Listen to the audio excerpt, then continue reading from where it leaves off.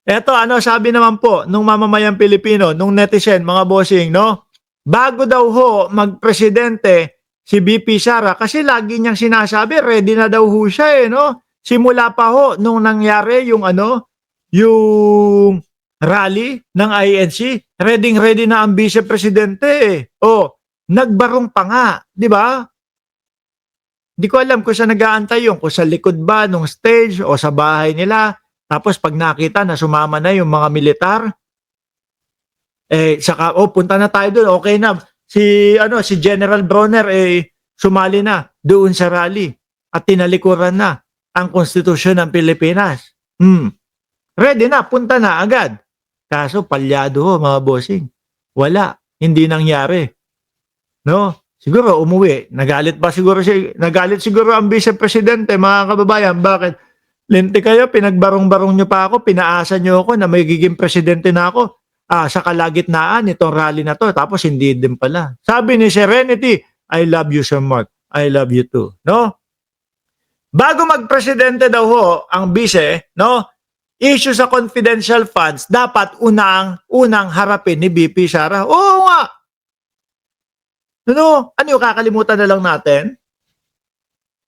Kakalimutan na lang natin papayag ba ang mamamayang Pilipino ng gano'n? Siyempre ako hindi ho.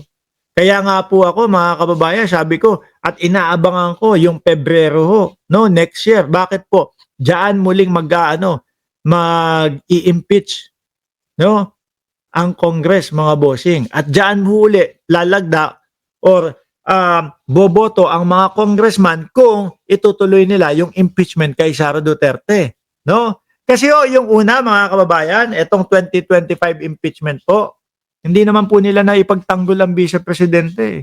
Hindi naman po nahinto yun kasi naidepensa nila yung kanilang sarili. Hindi naman po nawala o inarchive yun kasi maganda yung kanilang mga sagot. Wala pong mga nangyaring sagutan, wala pong nangyaring paglatag po ng mga ebidensya kasi ho, ang ginawa nila mga bossing, dinali nila sa technical yung impeachment na ho na iyon. No? Kumbaga, kung ako ho mga bossing, ang lalagay sa sitwasyon ng Vice Presidente, Jess, no, Willie Alagar, kung ako ang lalagay sa posisyon ni Vice Presidente at alam ko sa sarili ko na wala talaga akong ginagawang kagaguhang kalokohan, hindi ako papayag ng ganon. Yung sasabihin "Ma'am, okay na po." O ano, "Hindi na po matutuloy yung impeachment." Ay talaga? O bakit? Kasi po, binutasan po namin sila doon sa um, doon sa teknikalidad. No, hindi naman binutasan. Kumbaga, nabutasan po namin sila doon sa teknikalidad. Ano ibig mo sabihin sa teknikalidad? Di po ba bawal magpasok ng dalawang impeachment sa iisang taon? Oh, okay. So, ngayon wala ng impeachment, wala na po, 'no? Pero yung pangalan ko, wala na din po. Si Sira na din po. Bakit? Kasi hindi naman po talaga nila naipaliwanag o naidepensa ang Vice Presidente. Hindi ako papayag ng gano'n kung ako ang nasa sitwasyon niya. 16 na lawyer yung kinuha ko. 16 na lawyer para ipagtanggol ako. Tapos yung 16 na yon pag pinagsama-sama yung utak, ang sasabihin lang, hindi pwede na matuloy yung impeachment kasi dalawang impeachment yung ipinasok nitong taon na ito. Dahil lang doon. Pero yung pangalan ko, sabit pa din. Yung pangalan ko, pinapaniwalaan pa din na nalustay ko yung pera ng bayan. O, di ba?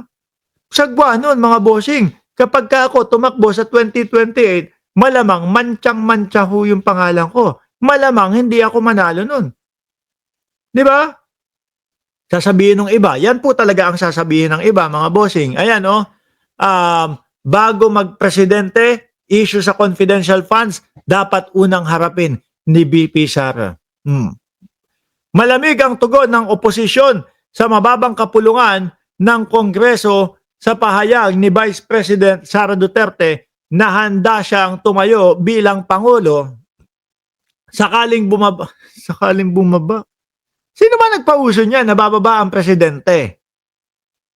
Hindi, totoo lang mga kababayan. Sino nagpauso na bababa ang presidente? Wala naman no, mga bossing eh. Di ba? Walang bababa ang presidente. Meron pa isa ha. May nagpapakalat. Okay, ready na daw po si Ramon Ang upang humalili at maging maging caretaker ng ating bansa kung sakali man bumaba si Pangulong Bongbong Marcos. Wala din yung ganyan. Ano sabi ni Ramon Ang? Ayoko sa ganyan. No? Di ba Arlanson? Lenny Jean o Lenny J? Tapos nagagalit yung mga DDS. Ang sabi ng mga DDS, "Uy, bakit si Ramon Ang? Meron tayong vice-presidente, hindi kami papayag na hindi si Sara ang maging presidente." Wala naman ho. Tingnan nyo mga kababayan, hanggang ngayon, ayun, vice-presidente pa din. Di ba? At ang tanging presidente lang din po natin hanggang ngayon, mga bossing, wala pong iba, kundi si Pangulong Bongbong Marcos. Sabi nito, baka mas mahalaga na maging ready siya na harapin niya ang accountability sa mga ginawa as Vice President and even sa DepEd. Aba, sa DepEd, yung usaping laptop po at yung mga Nutriban na inaamag. O biruin mo yun? Di ba?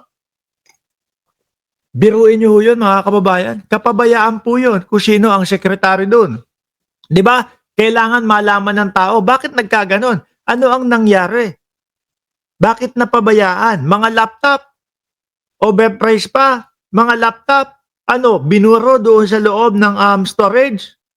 Nasayang ho. Di ba? So bago mag-aspire at mag-assume na siya na yan, unahin niyang paghandaan ang pagharap sa accountability sa confidential at intelligence funds, no? Pahayag ni Akbayan Party List Representative Percy Sandanya sa isang ambush interview. Totoo nga naman ho, mga bossing, no? Ito ho kung sakali po na yan ay maipaliwanag, maidepensa ni Vice Presidente ang kanyang sarili, baka pati ho tayo. Sabi, oy, boto natin si Sara Duterte. Wala naman pala talagang ginawang korupsyon. Wala naman po talaga palang ginawang paglustay sa pera ng bayan. Baka ganun lahat ho tayong sabihin natin lahat. Diba? Pero hanggang ngayon, wala eh. Meron na. Meron na pala after 2 years. Naalala ko. Ang dahilan daw po ni Vice Presidente, mga kababayan, doon sa hinahanap na pera, no, na confidential funds, ay ginamit daw niya po. Hindi ko mapigilan tumawa kada naalala ko. Ginamit niya daw po, mga boss Chipamo, sir, sa pagsugpo daw po ng korupsyon sa Department of Education. Opo, si Vice Presidente ang hero sa pagsugpo ng korupsyon sa Department of Education. Yun yung sabi niya. Ano magagawa natin? Sabi ni Ardian, 16 lawyers, 1 spokes, 13 SC judge, Supreme Court judges, 1 ombudsman, 18 senator, total ng defense team ni Sara, all anti-Filipino. Nung panahon niya, kasi ngayon bago na ang ombudsman mga bossing eh. Well, tingin ko naman po kahit na yung impeachment ganun po ang ginawa nila sa impeachment, mga kababayan, tingin ko etong susunod na taon pag pinasok ulit at kapag sinalpak na yung impeachment na yan, mga bossing, malamang sa alamang po pulido na ho yan. Yes, pulido na ho, mga kababayan. Malabo nang lumusot yan kasi po nakita na nila yung naibutas sa kanila. Diba? Ngayon, pupuliduhin na ho nila yan. Ngayon, may mga nagtatanong, Mark, paano kunyari may nagkunyari na magpapasa din sila ng impeachment para sa ganun, parehas, kumbaga, dalawa na naman na nagpasa. Tingnan natin, malamang may solusyon na din dyan ang Kongreso. Diba? Ngayon, kanina na tayo. Sabi ni Ma'am Neng Gigi kanina, Mark, 1,059 ang viewer mo. Subukan mo kaya na isalpak si Saldico, yung video ni Saldico. Wag na! No? Aantukin na naman yung mamamayang Pilipino, aantukin na naman